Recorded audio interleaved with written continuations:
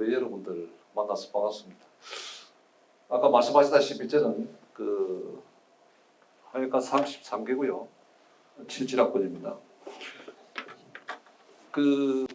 제가 한국선거 회장 지금 6년째인데 그래서 모교에 와서 이 강연을 하는 게 참 제가 목포 해양대학교를 가가지고 옛날에 학생들 하고 같이 한번 이렇게 대화의 시간을 가진 적이 있는데 그 이후에 목포 해양대학교 AMP 강의를 매년 가요. 근데 모교에서 한 번도 안 불러줘가지고 제가 좀 학교에서 불러달라고 압력을 넣었어요. 왜냐면 저도 이제 그만둔 날도 얼마 남았기 때문에 꼭 퇴임하기 전에 목포에 있는 모교에 가서 후배들한테 같이 대화의 시간을 좀 갖고 싶다는 생각이 있어서 간접적으로 학교에다가 좀 부탁을 했더니 이런 귀중한 시간을 내주셨습니다. 정말 감사합니다. 제가 듣기로는 저희 KR에 저는 한국선거비라는 명칭보다도 KR이라는 명칭을 더 좋아합니다.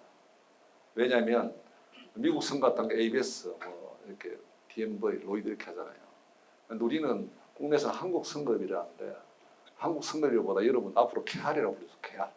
KR. 우리 SK, LG 이렇게 하듯이 저희 선거도 앞으로 KR이라고 불러주시고 저는 고향이 경상남도 통영군 한산면에서 섬에서 자랐어요. 제가 해양대학을 졸업해가지고 성선을 6년간 했는데 6년 해가지고 1항사 할 때까지 저희가 한산도 제가 고등학교 2학년 때인가 3학년 때 전기가 들었어요. 그전에는 호롱군비에서 공부를 했는데 그리고 거기서 유학을 마산으로 가서 그다음에 한국해양대학교 입학했는데 제가 왜 이 이야기를 적었냐면 저는 한국해양대학교에 대해서 너무나 감사하게 생각하는 사람. 저는 한국해양대학교가 아니었으면 대학을 아마 못 갔을 거예요. 여기 있죠. 이 자리에서 이런 말씀 드리면 좀 갑니다만 제가 졸업한 제가 마산고등학교를 졸업했는데 마산고등학교가 그때 부산 경남에서 제일 명문고등학교였어요. 시험치가 들어갑니다. 그때 입학을 하니까 그때 왜냐면 서울 부산 추첨제였거든. 제가 서울 부산 추첨제 1기입니다. 그래서 부산에 있던 친구들도 마산고등학교 많이 하는데 딱 입학하면 하는 게 뭐냐면 다음에 대학을 어디 가고 싶냐 적어내는. 전부 다 대학을 어디 가고. 저희들 600명 입학했는데 599명이 1지망이 서울대학이에요. 이지망은 어디였다는데 이렇게 스카이 대학이나 그런. 제가 유일하게 1지망을 한국해양대학을 적었어요. 이지망은 서울대학으로. 저는 한국해양대학교를 가는 게 제 중학교 3학년 때부터의 꿈이었습니다. 제 꿈을 이루어지게 한 학교라서 너무나 감사하게 생각합니다. 제가 대학 다닐 때 조정관을 했습니다. 지금도 조정관 있죠? 조정관 있는데 조정에서 대학교 다니는데 그때 광주에서 열렸던 전국체전에 나가서 금메달도 따고 했었는데 학교 생활이 아무리 힘들어도 학교를 그만둬야 된다는 불평을 한 번도 한 적이 없습니다. 아까 이력은 간단하게 저희 교수님께서 소개를 해주셨기 때문에 그래서 지금 회장직을 6년째 하고 있습니다. 저희 동기생들을 제뿐만 아니고 저보다 훌륭한 동기생들이 많이 있기 때문에 제일 왼쪽에 아시죠? 제일 왼쪽 모르시는 분 한번 손 들어보세요. 모르실 수도 있을 것 같은데 몇 년 돼서 제 동기생입니다. 문성현 한국해양대학교 저하고 하예과 동기생임 같이 공부하다가 졸업해서 해양대학 교수로 했다가 스웨덴 말미에 있는 해사대학에 교수 가서 해양대학 문재인 정권 때 해수장을 했죠. 아시죠? 여러분도 똑같이 학교에서 졸업해도 동기생 중에서 대학 총장이 나올 수도 있고 안 나올 수도 있고 그래요. 여러분들 중에서 똑같이 한국선거에 들어와도 여러분들 중에서 한국선거 회장이 될 수도 있고 안 될 수도 있고 그래요. 저희 자랑스러운 동기생들죠. 지금 현재 도순사의 폐회장. 잘 모르시죠? 그 이강기 교수라고 그 국내 이분이 기관과 출신이에요. 만 학교 졸업해서 승선했는지 안 했는지 잘 모르겠어. 근데 기관과 졸업해서 만 엔진 코리아 사장을 했습니다. 그래서 우리나라에서 엔진에 관련해서는 최고의 전문가 중에 한 명으로 있고 있다가 그 오스트리아에 있는 AVL이라고 내연기관을 연구하는 그 기관에 그 부사장으로 오랫동안 가 있다가 지금 함부르크에 그 AVL 그 자회사의 사장으로 가 있으면서 리투아니아에 있는 대학에 강의도 나가고 그렇게 하고 있습니다. 왼쪽에 있는 친구는 그 한진 로지스틱스.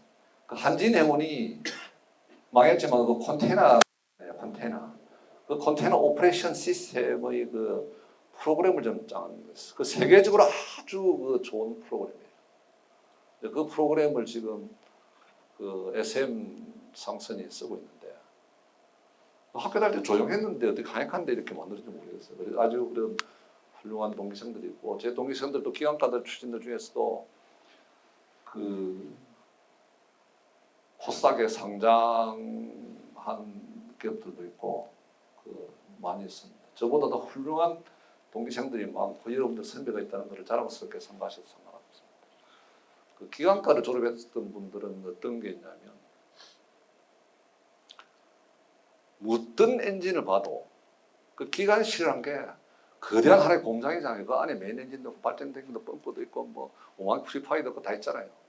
그 기관사로서 승선을 한 몇 년을 하고 나면 어떤 기계를 봐도 두렵지 않다. 나는 그 자신감이 생긴다는 이야기를 들었습니다. 저는 이제 하행가라서 그런 부분에 잘 모르겠습니다. 이런 그 훌륭한 동기생이 있다는 것을 저 기업가도 소개 못 하시는 분들이 많이 있습니다. 제가 하행가라서 하행가만 소개 좀. 자, 이 지도를 한번 보세요. 여러분들 대한민국이 얼마나 좋은 나라에 여러분들이 살고 있는가를 점령 보시면 여기 유럽에서 쭉 이렇게 지도를 갖고 와보십시오. 보면 여기 아일랜드 있죠. 영국 있죠. 여기 쭉 돌아보면 뭐 노르웨이, 스웨덴, 핀란드, 여기 덴마크, 요즘 이 동부 좀 있잖아요. 스웨덴하고 이태리 이거 쭉 보셨습니다. 이 지구상에 지도를 놔놓고 대한민국이 얼마나 살기 좋은 나라인 걸 한번 보십시오. 대한민국보다 여기 보면 여기서 동국 북유럽 빼놔놓고 이쪽에 오면 동국권 국가들 있지 않습니까? 이게 그리스 위에 있는 국가들 여기 전부 다 대한민국보다 못한다. 아프리카 그래서 말할 필요 없죠. 이쪽 오면 중동 이란, 이라크 또 사우디는 우리보다 국민 소득이 높죠. 여기 오다 보면 이렇게 이란, 사우디, 요건 중국, 인도 이 동남아시아에서 대한민국보다 잘 산 나라는 어디 있어요? 또 인물도 잘생긴 나라 이야기 해보세요. 우리보다 잘 사는 나라.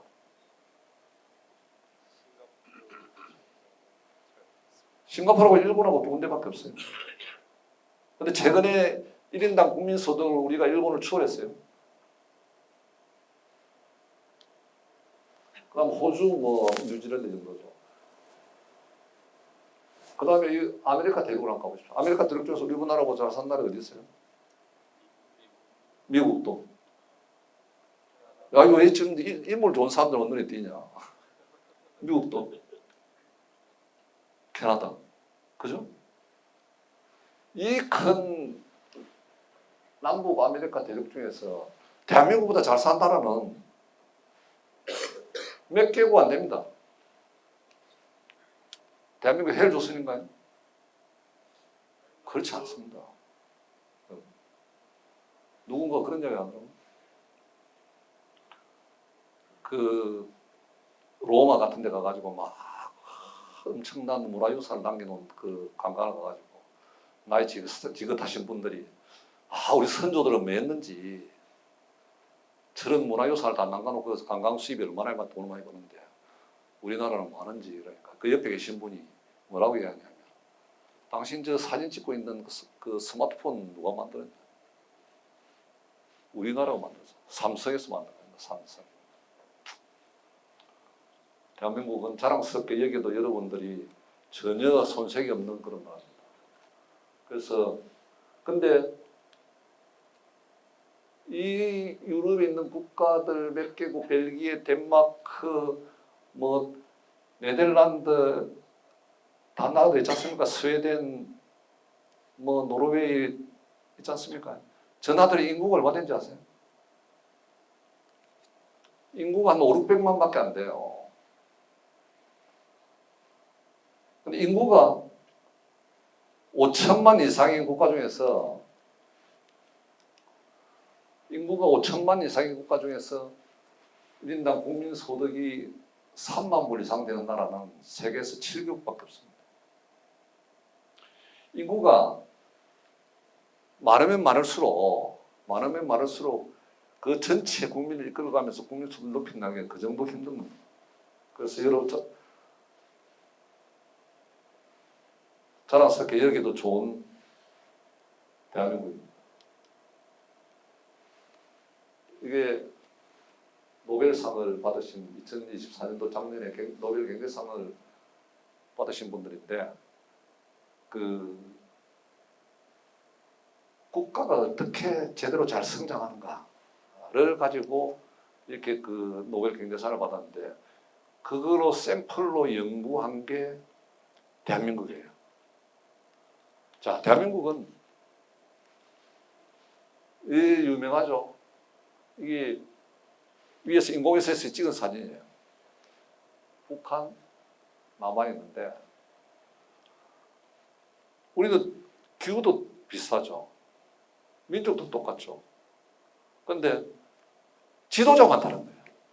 그러니까 어떤 시스템을 가지고 국가가 어떤 시스템을 가지고 가느냐에 따라서 그 나라가 번성하느냐 마느냐 하는 그런 비교를 해서 노벨 경제상을 받는데 한국이 모델이 된 거예요. 그래서 여러분들은 대한민국을 그 자랑스러운 나라로 생각하셔도 되고 대한민국에 태어난 것을 자랑스럽게 생각하시고 앞으로 미래를 설계하셔도 상관없다는 이야기를 하도 그 헬조선이라는 이런 선동적인 문구들이 많이 나서가지고 제가 자 그러면 그 저희를 한국 성급은 이 그 클래스 소사이티거든요. 클래시컬 소사이티. 왜 한국 성급이란 게 언제 생겼냐면요. 저게 나와 있을 때 18세기에 그 영국에서 범선들이 출발해 가지고 인도까지 가서 향신료를 싣고 와서 인도까지 그 무역을 하고 있어요. 무역을 할 때 그 선박들이 인도를 출발해서 희망호를 건너서 인도까지 갔다 올 수 있겠냐 없겠냐 하는 거를 그 이게 보험을 들어야 되는데 이게 선주는 위험이 되면서 보험을 들어야 되잖아요. 보험을 들어야 되는데 이게 보험업자는 선박에 대해서 잘 모르니까 그럼 배 전문기관들이 검사를 좀 해줬으면 좋겠다 해서 생긴 게 보험의 이 선급입니다. 그래서 이게 클래시피케이션이라는 게 뭐냐면 이게 분류한다는 뜻이잖아요.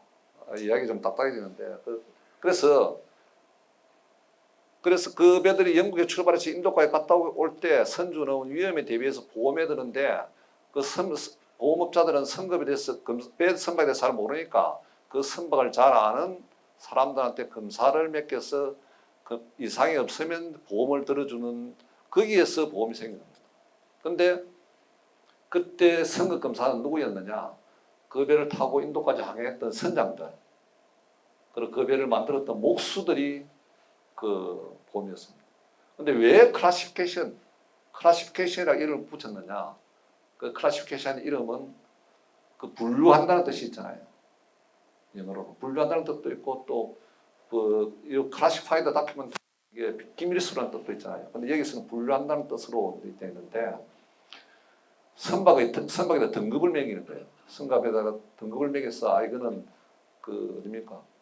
그 영국 연안밖에 항해를 못한다. 이거는 라스팔마스까지 갈 수 있다. 이거는 희망봉을 돌아서 인도까지 갈 수 있다 해서 등급을 매겨서 그 선박을 그런 기관들을 클래시컬 소사이어티라고 한 겁니다.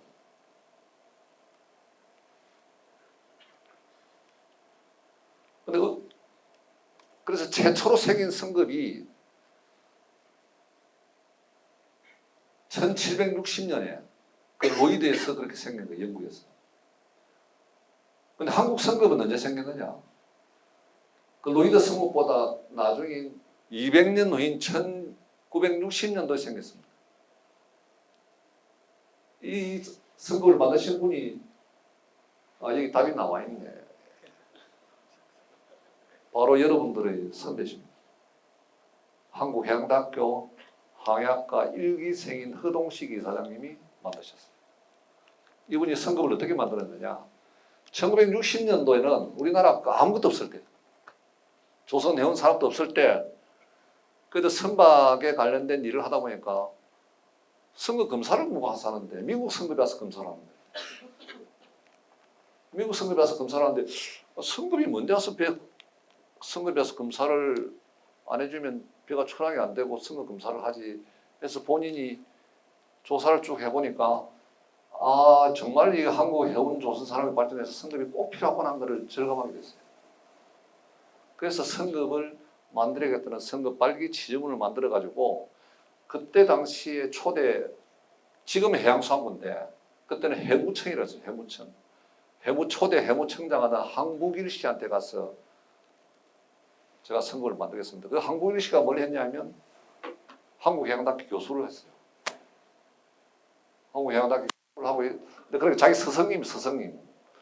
스승님한테 가서 교수님, 스승님 제가 이거 한국 성급협회를 만들어 보겠습니다 해서 자기 사제를 틀어서 만들었어요. 훌륭하신 분이죠.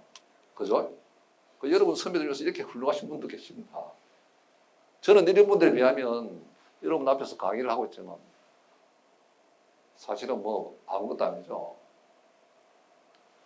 그래서 로이드 성급이 생긴 게 1760년인데 1960년 200년 후에 성급이 새로 만들어지게 됩니다. 이 성급이 국제적으로 활동하기 위해서는 국제성급연합회에 가입을 해야 됩니다. 국제성급연합회 아약스라고 써 여기 있죠. 국제 인터내셔널 어소시에이션 오브 클래시피케이션 소사이어티인데 여기 가입해야 되는데 이분이 처음에 허동식 이사장께서 성급을 만들고 난 다음에 수입이 없었어요. 왜냐하면 한국 성급에다 저희는 수입이 뭐냐면 선박 검사를 하지 않습니까? 그 선박 검사하면 선사들이 너는 수수료 가지고 먹고 사는 단체예요. 근데 새로 생긴 데다가 누가 검사를 맡기겠어? 아무도 안 맡길 거 아니에요. 그래서 이분 개인 사비를 들었어. 직원들 봉급 주고 있어요. 그러다 이제 봉급이 자기가 사비도 좀 떨어지고 하면 누구냐면 자기 그 해양대학 1기생 동기생들한테 찾아가서 돈 좀 도와달라 해가지고 그때 사업하다가 돈 잘 버는 동기생들한테 가가지고 돈 받아서 직원들 봉급 주고 있어요. 정말 회사를 키우기 엄청나게 노력했는데 그래가 점점 커졌습니다. 그런데 성급이 국제적으로 활동하려고 그러면 여기에 가입해야 돼. 여기.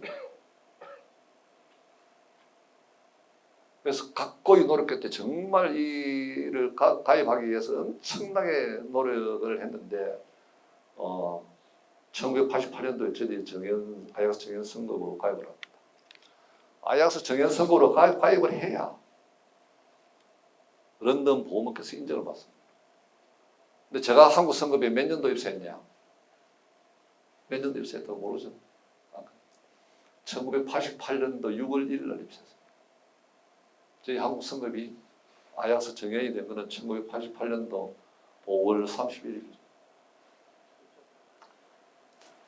가입하고 아약스 정연 가입하고 그 다음 날 제가 한국 선거에 입사를 했어요. 제가 입사를 딱 하니까 그때 교육을 하던 신입중 교육을 하던 그 총무 과장님께서 오셔가지고 저보고 뭐라 하냐면 여러분들은 아약스 둥입니다. 어떻게 운 좋게 아약스 가입한 다음날 한국 선거에 입사를 하냐 그런 이야기. 그 사이에 저희 이렇게 해서 지금 이렇게까지 성장을 했어요. 지금은 아무것도 없던 선거에서 그 세계 7위의 선거로 성장했고 등록 선대는 거의 9천만 톤을 육박하고 있고 그 수입은 한 2천억 정도 하고 있습니다. 이게 검사 기술 서비스를 해서 돈 수입이 한 2천억 된다는 것은 제조업으로 따지면 2조 정도에 해당됩니다. 저희가 가진 재산은 한국 선거비 가진 재산은 사람밖에 없어요. 머릿속에 든 지식밖에 없어요. 근데 거기에 여기 계신 그 한국해양대학교 선배들이 몇 분 근무하고 계시느냐? 269명인가 근무하고 있어요. 우리가 직원이 한 1000명 되거든요. 근데 그 한국해양대학교 졸업생들이 한 27% 정도. 단일 학교로는 최고 많습니다. 단일 학교.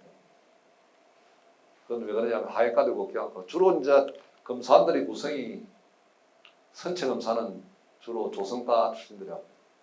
그 서울대학 조성과, 부산대학 조성과, 인하대학 조성과, 뭐 딴 대학 이렇게 울산대학 뭐 있고, 그다음에 기간은 압도적으로 해양대학 기간학과를 나와서 성선했던 분들이 대부분 일반 행정병들이 그렇습니다. 저희 현재 선급에 등록된 그에는 한 8,900만 톤 가까이 되고요. 한 9천만 톤 가까이 되고. 전 세계 등록 선대가 전 세계 상선대가 15억 톤 돼요. 15억 톤 되는데 이 지금 위에 보면 이런 선급들하고 차이가 많이 납니다. 그래서 이거를 끊임없이 끌어올리기 위해서 노력을 하고 있고요. 그리스 상선대가 부동의 세계 1위였는데 부동의 세계 1위였어요. 그 지금은 중국 상선대가 세계 1위가 됐어요. 중국이 지금 조선 1위국도 되고 해운 1위국이 됐어요. 그러니까 지금 트럼프 대통령이 난리가 났잖아요. 그런데 그리스는 선급이 없어요. 선급이 있었는데 거의 소멸됐어요. 왜 그런지 아세요? 세계 상선되는 그리스가 부동의 세계 1위 하다가 지금 세계 2위인데 선급이 거의 존재하지 않나요? 선급이 있었어요. 헬레닉 레이스드 오버시핑이라고 있었는데 그 선급이 기술 서비스를 잘 못해주고 정서를 그리스 선사들의 압력에 의해서 허위로 내주고 그렇게 하다가 그 선급이 또 그리스 해사업계의 도움을 받지 못해가지고 거의 소멸 상태예요. 거의 없어진 거나 다름없어요. 그래서 옛날에 저희 지금으로 뭐 해양수산부 장관이신데 해운항만 청장하던 저희 전직 회장님께서 한번 그리스 가가지고 그리스 선급 회장하고 대담을 하는데 그 그리스 선급 회장이 통탄을 하더라고요. 야, 우리가 너희보다도 100년 먼저 설립됐는데 우리는 지금 선급이 이제 그게 2000년도 1990년도 말경에 했으니까 벌써 한 30년 지났죠. 30년 전이에요. 지금은 그리스 선급이 없어요. 지금 없어졌어요. 그 선급 회장이 저희 한국 선급 회장 보고 통탄하더라고요. 어떻게 우리가 이렇게 된지 모르겠어요. 여러분 선배님들이 만난 예산이니까 자랑 섞였어요. 그 선급에 오시면 하시는 일들이 이 뭐 국제 개념도 할 수 있고 잡식비도 없고 전문성도 있고 그러는데 특히 한국 선급에 오면 여러분들이 이 정부를 대표해서 정부 대표단의 일원으로 활동을 할 수도 있고 캬를 대표단의 일단으로 국제 활동을 할 수 있는 많은 기회가 주어집니다. 나중에 제가 한번 말씀을 드리고 그러기 위해서 여러분들 뭘 준비해야 되는지를 나중에 한번 말씀을 드릴 텐데 지금 그 해양당 하약관 논문인데 지금 우리 그 세이프티 판넬이라고 판넬 의장으로 곧 일을 할 거고 뭐 이 부산시장으로부터 상 받는 이런 것도 사주는 데가 저희가 글로벌한 활동들을 많이 합니다. 저희 KR이 글로벌한 활동들을 많이 하는데 제일 왼쪽에 있는 이쪽 사진은 그 임기택 IMO 사무총장 아시죠? 여기 와서 강연 한번 하셨나요? 한번 했다대 도덕총장 있을 때 들었어요? 네? 들었습니까? 그 제가 그 선거 지원하러 왔을 때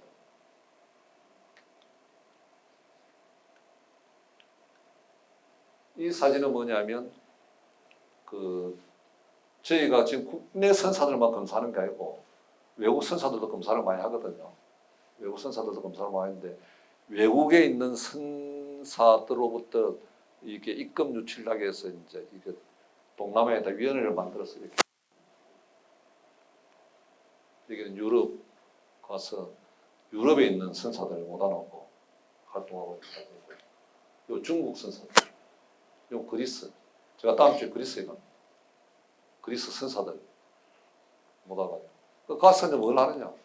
가서 우리 기술 활동 발표하고 그 선거 검사를 타 선거비 받지만 우리 검사를 받아라고 권고하는 거예요. 선거 시장도 개방돼 있어가지고 경쟁입니다.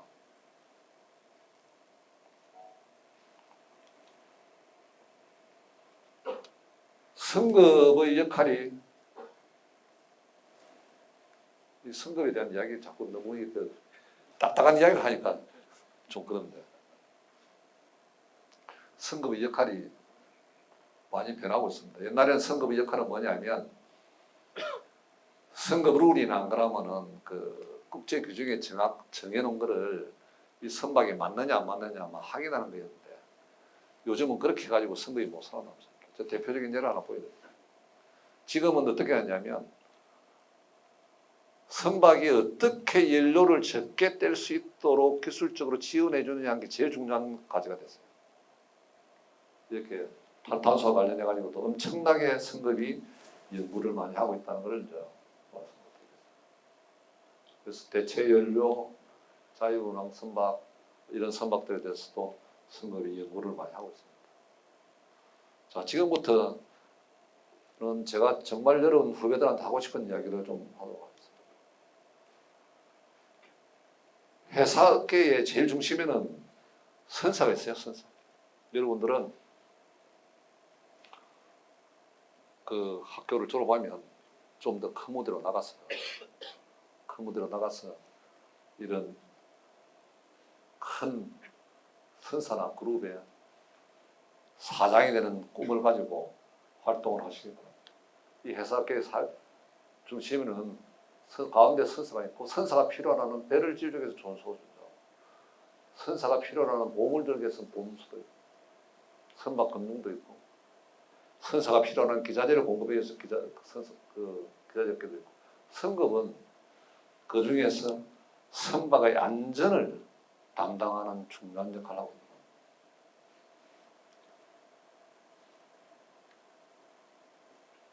저는 해양대학 지나고는 목포해양대학 가서도 늘 하는 이야기입니다만 여러분 해운업의 미래는 굉장히 밝습니다. 왜? 전 세계 상선대가 계속 증가하고 있거든. 그래서 이게 그 해상 경험이나 해운 관련 경험을 필요로 하는 업종이 굉장히 계속 증가하고 있어요. 지금 보시면 전 세계 상선대가 지금 15억 톤 가까이 되거든요. 이게 계속 증가하고 있어요. 그래서 여러분들이 활동할 수 있는 업종이 해운업계가 계속 성장하고 있다는 거예요. 근데 우리나라는 무역 의존도가 70%고 그 중에서 그 무역 의존도의 물건을 99.7%를 해상으로 운송하고 있다는 거예요. 그래서 이분들 선배들 중에서 제가 여기 사진을 갖고 왔는데 이 밑에 그 전임 마이오 사무총장도 여기서 똑같이 기억받고 하던 그 여러분들의 선배시고 이분하고는 제가 한 30년간 일을 같이 했어요. 임기택 IMO 사무총장님하고는 런던에서 같이 IMO 회의도 많이 하고 지금 그 우리나라에서 제일 큰 선사죠. 장검상선 하여가 24개월. 지금 한국양당 총동창 회장이시죠. 우양상선.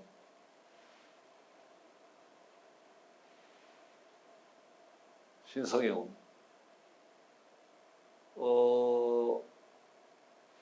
김경애 변호사 한번 강연을 했다던데. 내가 물어보니까 그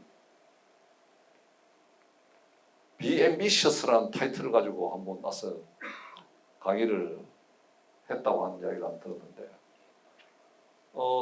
저 김경호 변호사는 뭐였냐면 한진연에서 승선을 그 3년을 하고 승선하면서 모은 돈을 가지고 미국 카디프에 영국 카디프에 유학을 갔어요.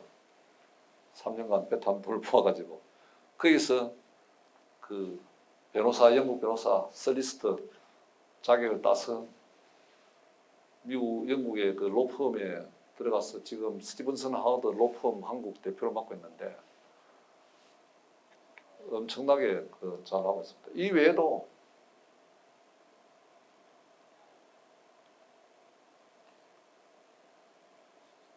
이분이 잘 모르실 것 같아요. 제가 찾아그랬는데 해양대 하양과 13기생이죠. 현대중공업 사장 하시다가 현대사모중공업을 만들어가지고 그 가서 현대사모중공업 사장 하시다가 물러나시고요. 잘못 봐도 두 선인데 제가 감수를 좀 잘못하는 바람이에요.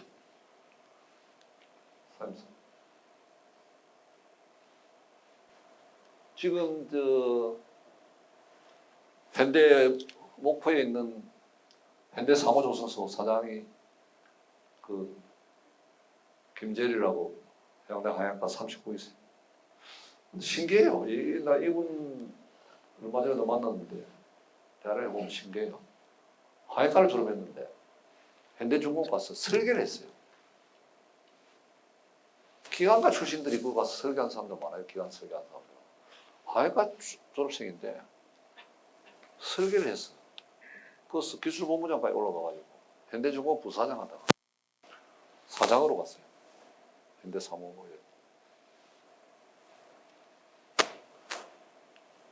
얼마나 노력했겠습니까, 여러분? 얼마나 노력했겠냐고. 제가 그 하양과를 졸업해서 승선을 6년을 하다가 캐나다 본사에 가서 일을 좀 하다가 울산 집으로 갔는데 울산 집으로 신조선 검사를 해야 되는데 도면을 못 보겠더라고. 도면 있잖아요, 도면. 우리 저 배 타다 보면 뭐 GA나 보고 뭐 이렇게 하잖아요. 일반 카패시티 플레인이나 보고 그렇게 하잖아요.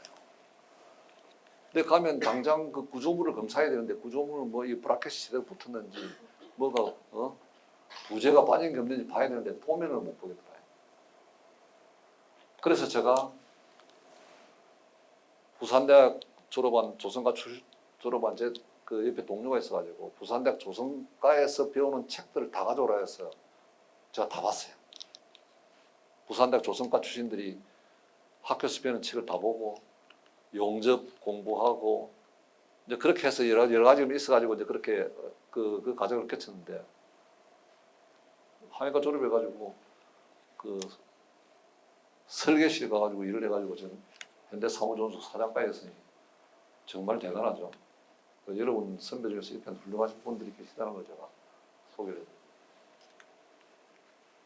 이 사진은 뭐냐면 저희가 해외 영업을 하기 위해서 그런데 영업을 하기 위해서 유럽에 있는 선사들하고 모여서 이렇게 케알의 활동을 발표를 하고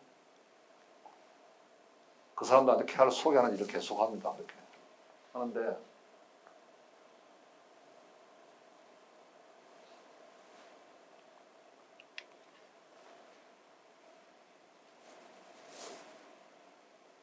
이 친구는 지금 요 한다. 여기에 지금 요 사진에 안 나와 있는 사진 찍을 때 보면 독일에서 제일 큰 선사 중에 하나인 그 버나드 슐테라고 있어요. 버나드 슐테. 버나드 슐테라는 회사가 있는데 그 버나드 슐테가 저희 한국 선교의 큰 고객입니다. 케알에 큰 고객인데 이분 그 펠릭스 레급이라고 그 치프 오퍼레이팅 오피서의 넘버 투맨인데 그 아들이 그 독일 사람들이 배를 타요. 니 왜 배를 태우냐? 너가 아들 뭐라 하냐면 자기가 해운업계에 근무하다 보니까 육상에는 성성경험을 필요로 하는 일이 너무 많더라는 거예요. 성성경험. 그래서 작년에 가서 만났더니 아직도 배 타고 있냐니까 지금 일항사 승선해가지고 필리핀 크루들하고 배를 타고 있대요. 그 좋아하냐니까 너무너무 좋아한대. 그래서 육상에 성성경험을 필요로 하는 잡이 엄청나게 많다. 제가 런던 지부에 근무할 때 한국 성급 런던 지부에 2001년부터 2005년까지 있었는데 근무할 때 그 조디악이라는 회사가 있습니다. 조디악. 영국 본사에. 영국에 본사를 두고 있는 회사. 조디악에 가보니까 그 우리 최고 책임자는 영국 사람인데 그 밑에 있는 사람들은 전부 다 홀란드, 우크라이나 뭐 이런 사람들이에요. 왜냐하면 영국에서 사람들이 배를 안 타니까 전부 다 동구권 사람들을 이렇게 와서 승선을 하는데 성성경험이 왜냐하면 육상에서 선박을 컨트롤하려고 하면 배 운항을 알아야 컨트롤할 거 아니에요. 그렇지 않으면 모르니까. 그 성성경험을 있는 사람들 놓는데 전부 다 동구권에 있던 사람들 배를 타니까 그 사람들이 좀 육상에 올라가지고 조디악의 본사를 다 이 컨트롤하고 있어요. 거기 가보니까 한국 사람이 한 사람 있어. 그거 보니까 목포 양당도 사람. 서민수 씨라고. 영어를 엄청 잘해요.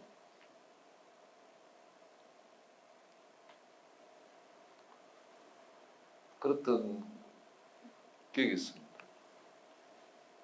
그래서 육상에는 성성경험을 필요로 하는 일들이 굉장히 많습니다. 그래서 그 대표적인 하나가 늘 이야기하는 게 제가 이분 아들을 늘 이야기하고 합니다. 동원그룹 있죠?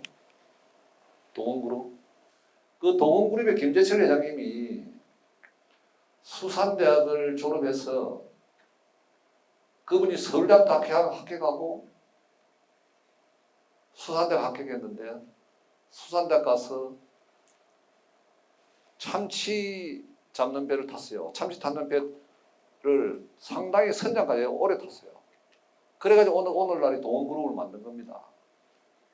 그러니까 동원그룹이 지금 재계 17입니다. 지금 한국정권 있죠.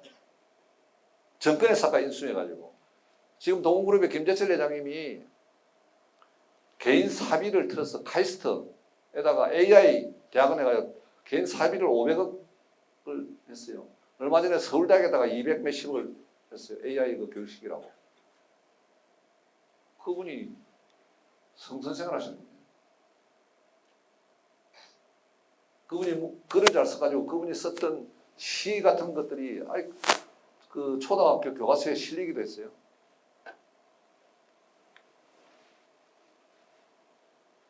좀 이따 보여드릴 겁니다. 이 누군지 아세요? 이분은 누군지 아세요? 네? 와이프 누구? 네. 누구? 어떻게 마리아 칼라스를 안 해? 근데 아닙니다.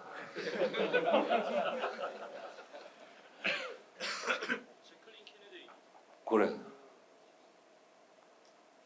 근데 뭐냐면 이 양반이 그리스의 선박왕이라는 오나시스입니다. 오나시스인데 마리아 칼라스는 세계적인 오페라 가수잖아요. 그죠? 우리 BC 기원전 BC AD 하잖아요. 그 BC가 before 크라이스트가 아니고 before 칼라스. 그러니까 세계 그 음악계는 칼라스 이전과 칼라스 이후로 나뉜다 해가지고 BC before 칼라스, after 칼라스. 그 정도로 마리아 칼라스가 정말 대단한 오페라 가수인데 오나시스와 사랑에 빠졌어요. 이 오나시스가 그리스의 선박왕입니다. 그런데 오나시스한테 이렇게 관계가 좀 소원해지면서 마리아 칼라스가 굉장히 우울증에 빠지고 어떻게 해가지고 굉장히 나중에 그 목숨도 잃었는데 이분은 미국 역사상 가장 존경받는 존 F 케네디의 미망인 겁니다. 부인 제클린입니다. 제가 왜 이 사진을 갖고 왔냐면 근데 이거보다도 더 한 사진이 있었는데 제가 안 가요. 이게 쇼핑이란 게 여러분 여기 서면 잘 모르시지만 쇼핑은 굉장한 인터내셔널한 비즈니스입니다. 제가 이 사진을 뭐 돈이 많으면 예쁜 여자나 하고 결혼했다 뭐 이런 게 아니고 굉장한 인터내셔널한 비즈니스이기 때문에 여러분들이 크게 미래를 보고 생각하라는 뜻에서 이 사진을 가져왔습니다. 마리아 칼라스 제클린이 그리스 선박왕 오나시스와 결혼할 때 미국인들이 얼마나 좌절했는지 압니까? 우리나라의 퍼스트 레이디가 그리스 선조한테 소위 했다고. 근데 제클린의 낭비백 때문에 오나시스가 마음고생이 많았다는 그런 이야기도 있습니다. 여기 그거죠. 킹스포인트. 여기 킹스포인트 교환학생으로 갔다 오신 분 있어요? 킹스포인트 교환학생으로 갔다 오신 분? 없어요? 제가 옛날에 킹스포인트를 가봤는데 거기에 보니까 한국 해양단께서 교환학생으로 몇 명이 와 있더라고요. 그래서 만나서 대담도 하고 한 적이 있는데 미국이 세계 제일 잘 사는 나라잖아요. 근데 저도 이게 킹스포인트 졸업한 사람들 많이 알아요. 그런데 킹스포인트도 여기다 무상으로 공부하거든요. 하는데 그 잘 사는 나라도 무상으로 공부한 사람들에 대해서는 의무가 굉장히 많아요. 이런 의무가 있다고. 졸업 후 최소 5년간 미국 국적도 관련본에서 근무하는 거 있죠. 우리는 3년만 타면 되잖아. 그죠? 우리보다 더 까다로워. 예비역 장교, 현역본부 장교라 해요. 근데 제가 그때 느꼈던 거는 킹스포인트 가보니까 제가 해양대학 다닐 때보다 교육이 더 까다로운 것 같더라고. 그걸 왜 느꼈냐면 그때 마침 점심시간이야. 우리 그때 갔을 때 전직 회장님하고 저하고 그때 우리 뉴욕 지부장하고 같이 갔는데 제가 해양대학 다닐 때도 지금 식당에 가서 밥 먹을 때 줄 안 서잖아요. 지금 줄 안 서죠? 식당에 가서 밥 먹을 때 줄 섭니까? 예? 줄은 서는데 그 가서 딱 앞에 가가지고 오와 열을 맞춰가지고 딱 이렇게 서가 안 하잖아요. 갈 땐 자연스럽게 만나가지고 줄 서가지고 순서대로 밥 먹잖아요. 그렇게 하더라고. 깜짝 놀랐어요. 그 교수님하고 대답을 하는데 3보 이상 구보래. 운동장에서. 근데 유일한 예외가 있다더라고. 그 예외가 뭐냐면 자기 가방을 들었는데 그 가방 안에 컴퓨터가 들었을게요. 컴퓨터 떨어뜨릴까 봐. 그게 제가 그때 갔을 때가 오공균 회장이 모셔봤으니까 2000년도 말 2008, 9년 됐던 것 같아요. 그러니까 한 17, 8년 된 거죠.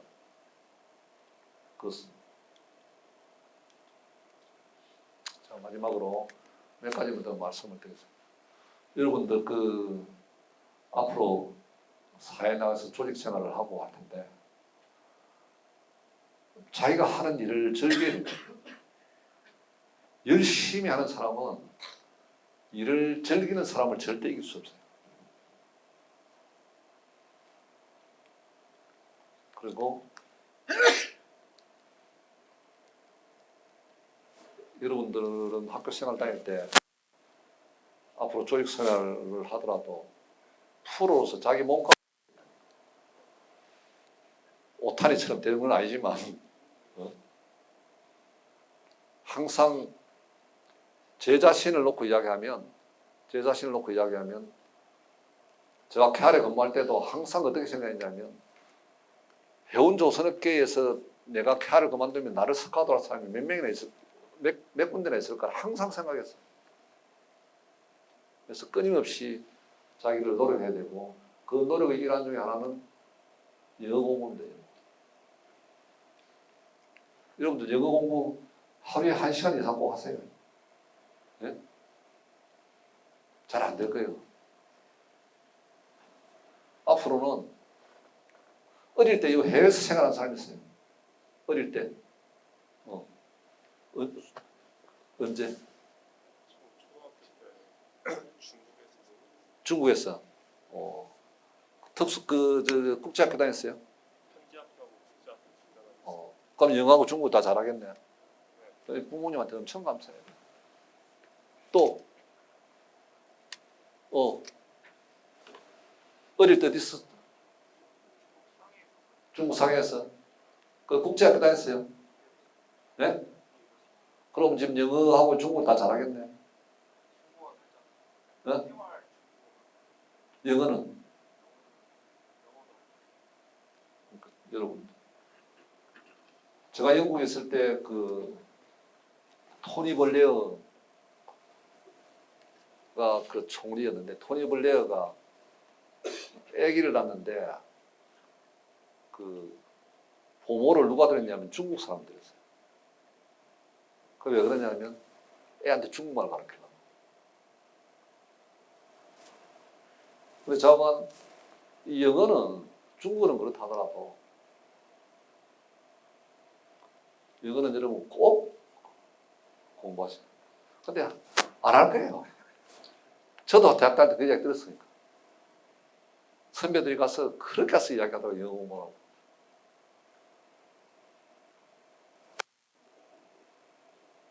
있죠?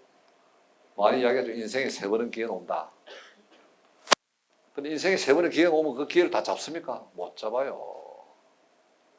누가 잡냐? 준비된 사람만 잡니다. 준비되지 않은 사람은 그 인생의 기회가 바람처럼 싹 지나가는데 준비된 사람은 그 기회를 탁 잡는다. 준비되지 않은 사람은 그게 지나가는 그게 기회인지 아닌지도 몰라요. 그 준비 중에 하나가 이 기술적 역량과 여러. 어떤 일을 할 때 이거 패션이라 적겠죠. 열정. 여러분들이 학교 생활하고 나와서 사회에 나가면 어떤 일을 할 때 열정을 가져야 돼요. 자기가 여기서 탤런트는 건 재능. 자기가 아무리 뛰어난 재능을 가졌다 하더라도 그 열정을 가지지 않으면 성공할 수 없어요.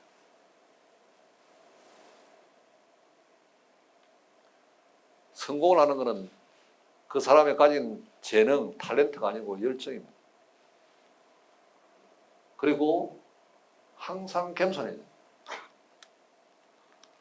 열정도 있고 그 재능도 있고 뛰어난데 겸손하지 않는 사람도 있어요. 그 겸손하지 않는 사람들은 자기 재능을 발휘할 수 있는 기회도 못 가질 수 있어요. 우리 회사에도 그런 사람이 있어요. 우리 회사도 어떤 사람이 있냐면 아주 뛰어난 사람이 있어요. 근데 우리 이제 인사권자들하고 모여서 회의를 하잖아요. 회의하면 쟤 너네 이거 똑똑한데 다들 이거동성이야. 제 성격이 그래서 안 됩니다. 가는 부서마다 싸움합니다. 안 됩니다. 그 겸손하지 않으면 자기의 능력을 발휘할 기회도 못 가져요. 아무리 뛰어나면 뭐네. 자기한테 그 기회를 안 주는데 위에서. 그죠? 실력을 갖추고 겸손하면 세상에서 무서운 게 없어요. 그렇습니다. 왜 자꾸 넘어가죠?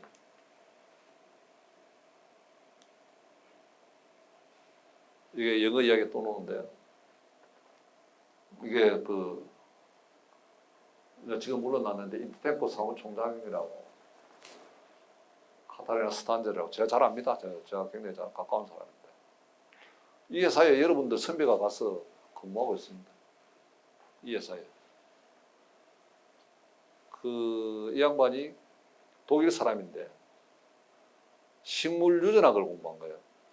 식물 유전학을. 독일 사람들 영어 잘합니다. 내가 지금 계속해서 영어의 중요성을 계속 이야기하는데 영어를 굉장히 잘해요. 저 북부의 사람들이 노르웨이, 스웨덴, 덴마크, 벨기에, 네덜란드, 독일 다 영어 잘합니다. 저 가보면 영어를 좀 못하는 사람들이 이태리, 남부, 이태리, 프랑스, 스페인 이런 사람들 영어 좀 못해. 근데 그리스 사람들, 해운업에 근무한 사람들 영어 정말 잘합니다. 거의 네이티브가 똑같아요. 그리고 그리스 선사 사장들은 옛날에 그게 한 전통이었어요. 자기 아들이 하면 해운업을 시키려면 물려주려면 배를 꼭 1년씩 태웠어요. 경험하라고. 지금 한국 특수인 KSS 해운의 창업자인 박정규 회장님은 본인이 직접 배를 탔어요.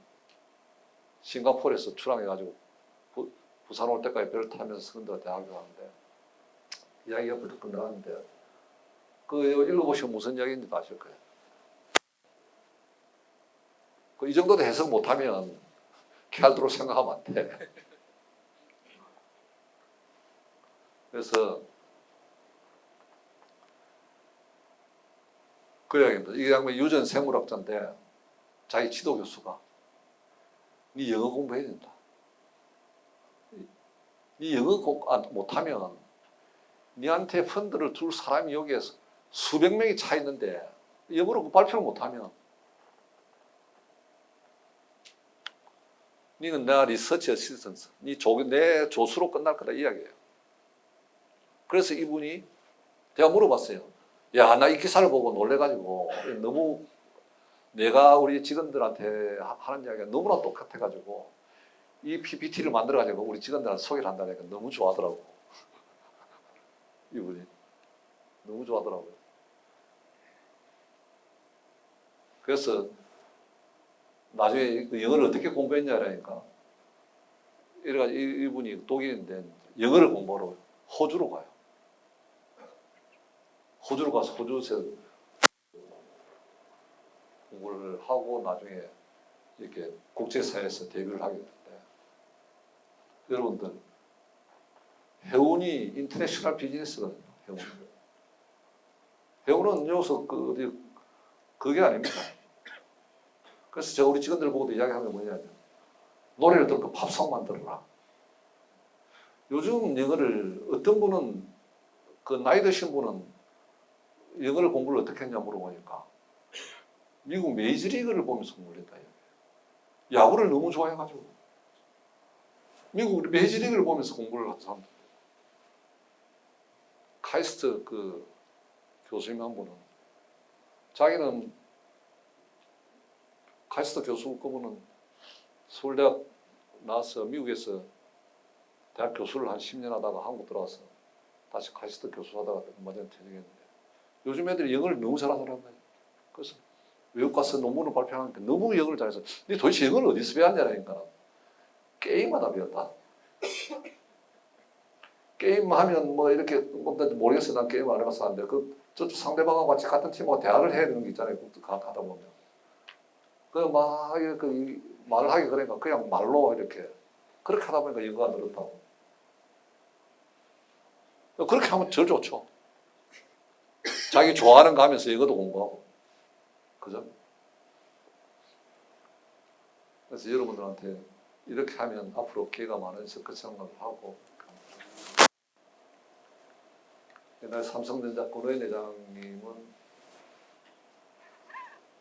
아까도 같은 맥락 이야기입니다. 이런 사람들은 삼성전자의 권오현 회장님은 딱 발견되면 내보냈대. 삼성전자에서. 아까 한 이야기 맥락이 같기 때문에 항상 겸손하고 실력을 키우라는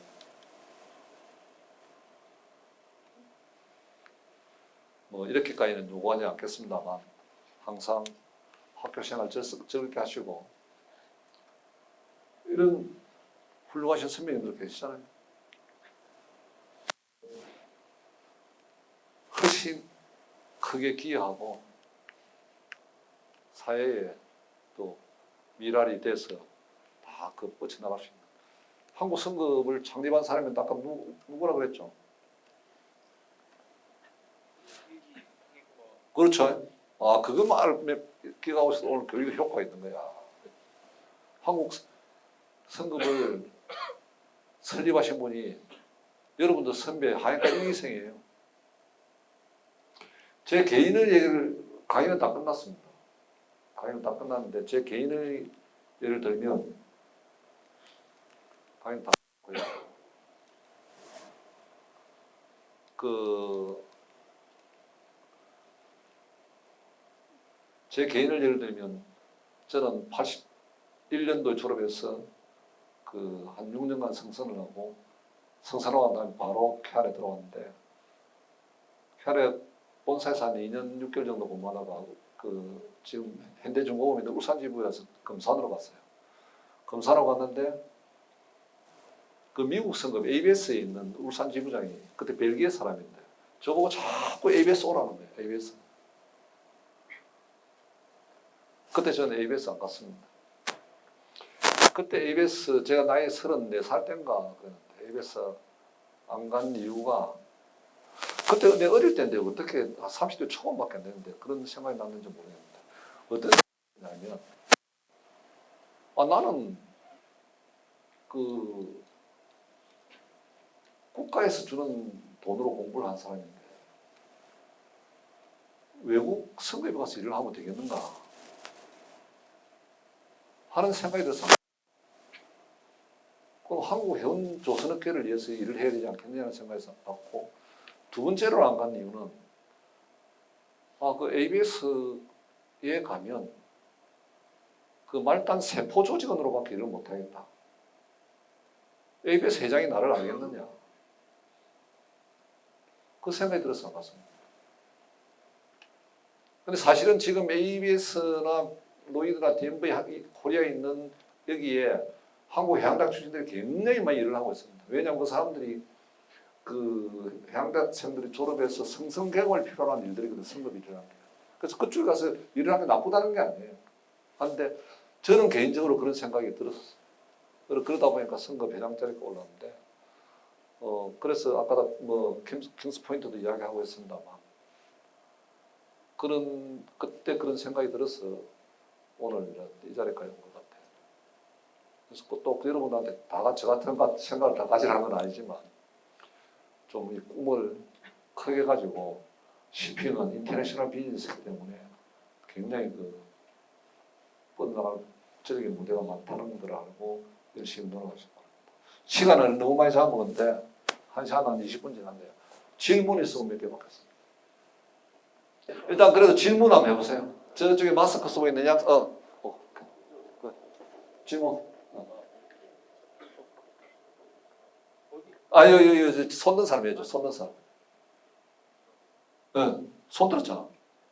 네, 안녕하십니까. 한국융합학부 주장훈 학생이라고 합니다. 제가 다름 아니라 질문하고 싶은 거는 회장님께서 말씀하실 때 항해과가 항해하면 그러니까 해상에서의 경험이 육상에서도 많이 쓸 때가 있다라고 하셨는데 제가 학교 4년 다녀보면서 느꼈던 거는 항해과는 기관과에 비해서 육상에서의 입지가 그렇게 많지 않다고 느껴졌거든요. 혹시 회장님께서 생각하시는 어떤 분야로 가는 게 좋을까 하는 그런 혹시 조언을 해주실 수 있으시면 좀 감사드리겠습니다. 저 같으면 저는 사실은 선거 오기라 생각도 안 했어요. 대학교 다닐 때는 선거라고 전혀 생각도 안 했는데 선거에 들어왔거든요. 저는 하여간 뻗어날 길이 많죠. 특히 해운회사 같은 데 영업 같은 데 하면 엄청나게 본인 재능을 발휘할 수 있는 분야가 굉장히 많을 거라고. 그리고 또 어딥니까 공무원으로 갈 수도 있고, 아까 이야기했던 변호사 친구 있잖아요. 그 친구도 하니까요. 안 그러면 국제기구 같은 데도 한번 도전해 볼 수도 있고, 문성의 장관도 하니까요. 우리 지금 하니까 해양대학 나가지고 지금 IMO에 직원으로 근무한 직원도 있어요. 캐알에 근무하다. 그런 것도 있고, 나가서 자기 일을 열심히 하다 보면 길이 보여요. 근데 우선은 제일 권하고 싶은 거는 저는 해운회사에 가서 영업이나 이쪽으로 일을 해보는 게 어떨까 하고, 저 그거 제일 하고 싶은데 못했어요. 해운회사에.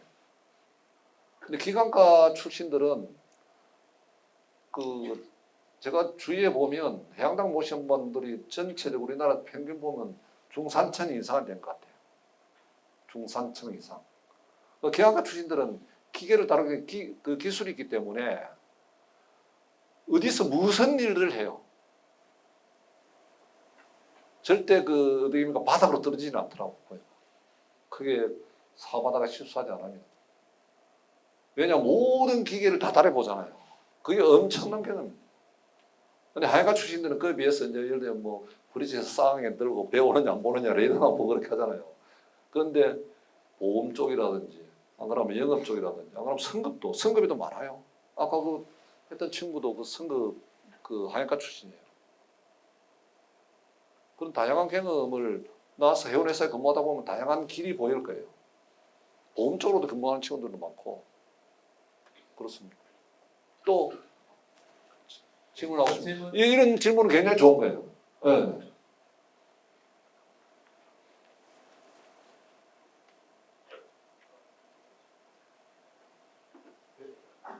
저는 지금 항해과 2학년 학생 정기였었습니다.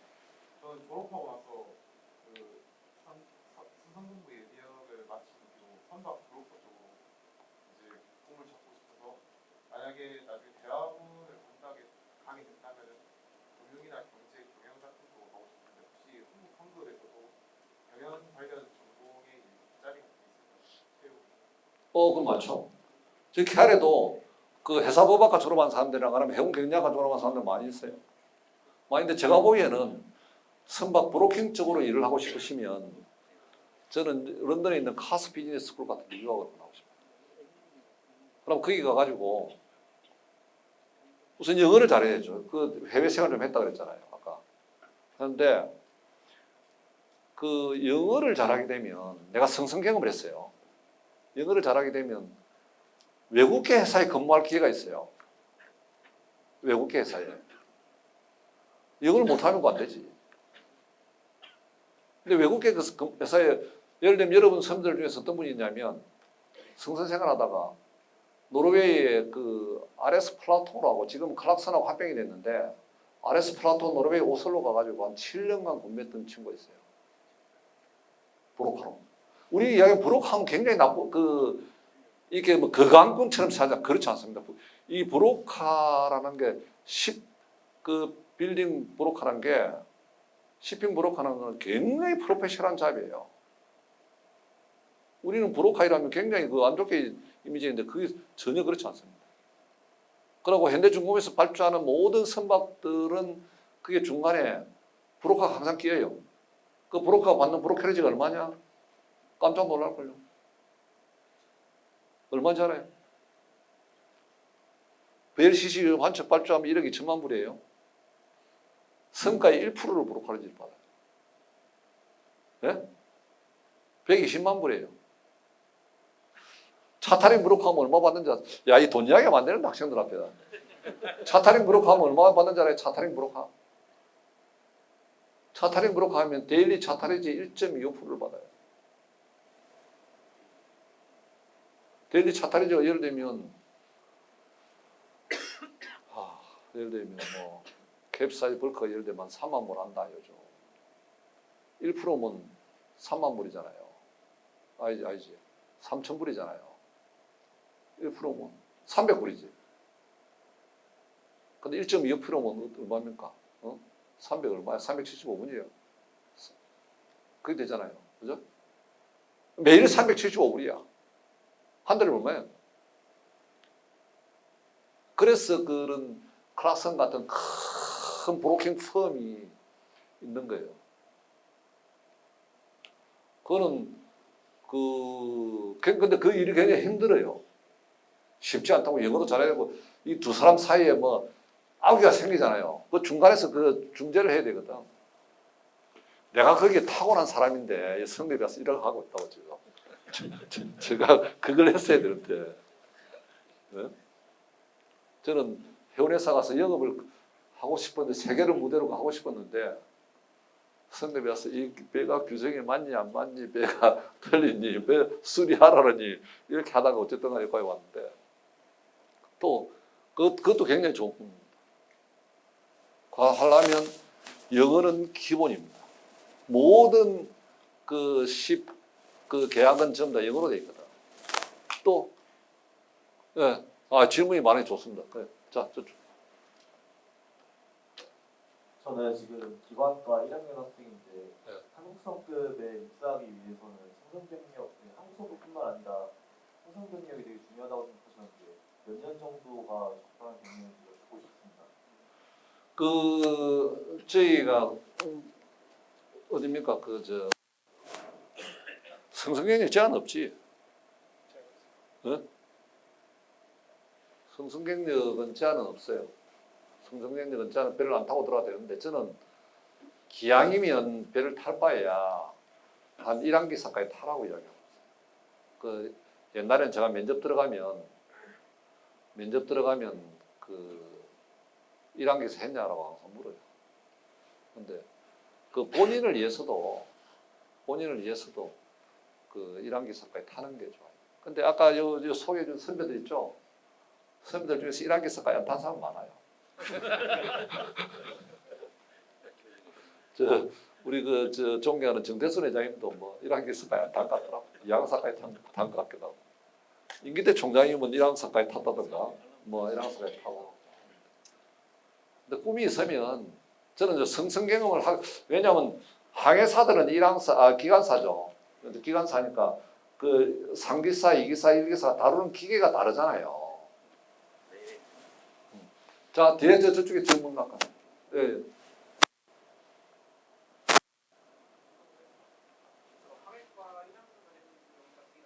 예.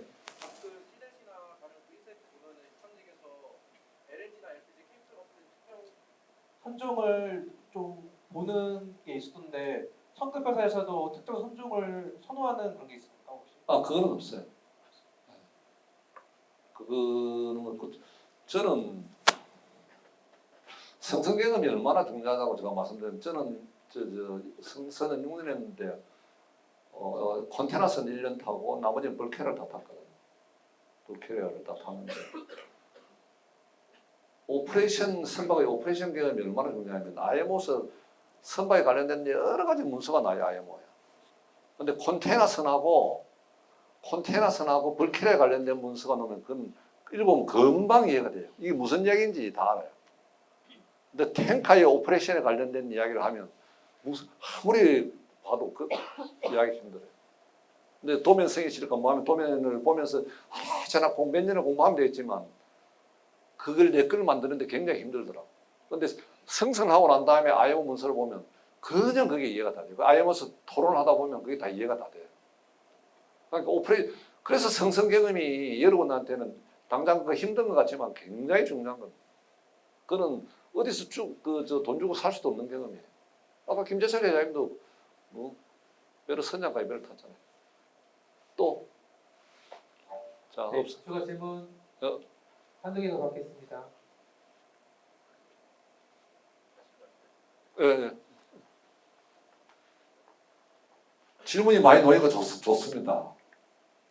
네, 기관 시스템공학부 4학년 나경남 학생입니다. 회장님이 말하신 것처럼 영어 능력이 매우 중요하다 하셨는데 사실 저희가 세계적으로 경쟁하기 위해서는 미국 킹스포인트 같이 영어로 수업하는 학생들과 결국 모국어가 영어인 수준인 애들과 경쟁을 하게 될 텐데 그렇다면 저희가 영어 능력을 그만큼 끌어올렸고 그 다음에 어떤 경쟁력을 갖춰야 그들과 경쟁할 수 있다고 생각합니다. 그 아까 이야기했다시피 영어하고 전공이죠. 영어 능력하고 전공 능력 두 개를 갖추면 그리고 겸손하면 무서울 게 없다는 이야기를 아까 했지 않습니까? 근데 영어는 예를 들면 여러분들한테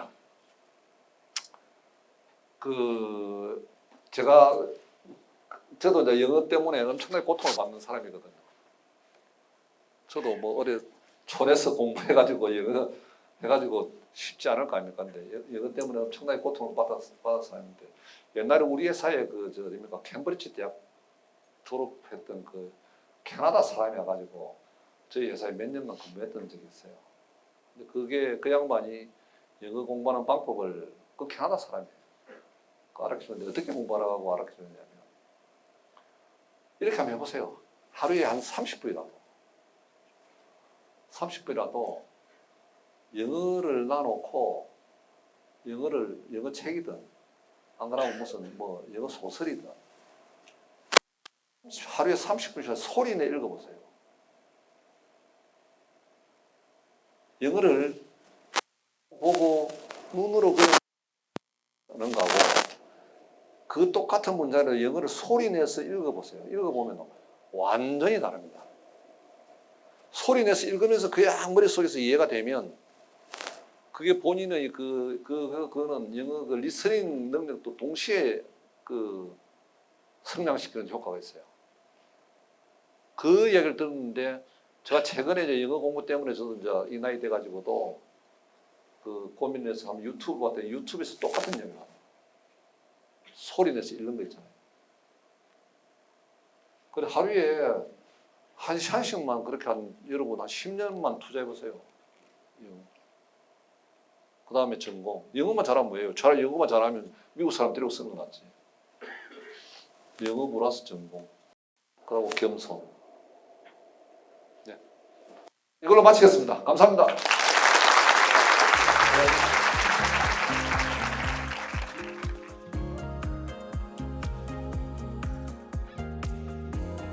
하나, 둘, 셋. 화이팅!